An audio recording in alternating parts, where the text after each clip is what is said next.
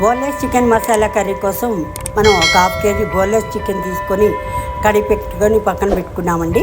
తర్వాత mixie jar తీసుకొని 3 టమాటోలు, 4 పచ్చిమిరపకాయలు, అలాగే ఒక 10-12 జీడి పలుకులు వేసుకొని ఈ విధంగా మనం ప్యూరీ పట్టుకొని రెడీ చేసుకున్నామండి.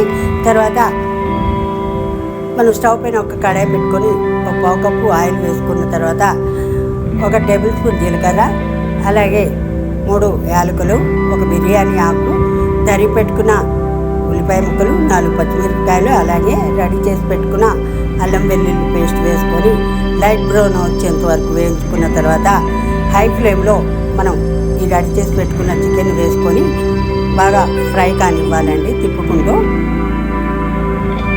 లైట్ బ్రౌన్ వచ్చిన తర్వాత మనం రుచికి సరిపడేంత సాల్ట్, అలాగే పసుపు, 2 టేబుల్ స్పూన్ల కారం పొడి, తర్వాత గరం మసాలా పొడి కూడా యాడ్ చేసుకొని ఇలా బాగా కలిపి ఒక 10 నిమిషాల పాటు ఇలా చేసిన తర్వాత మనం ఈ ప్యూరీని కూడా యాడ్ చేసుకోవాలండి.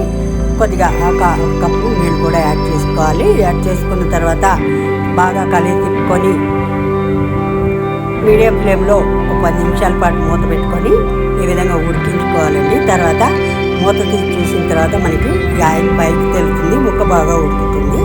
తర్వాత మనకి కట్ చేసి పెట్టుకున్న 4 పచ్చిమిరపకాయ చీలికలు, కొంచెం కొత్తిమీర తరుగు, అలాగే అమూల్ క్రీమ్ కూడా వేసుకుంటే మనకి రుచి మరింత బాగుంటుందండి.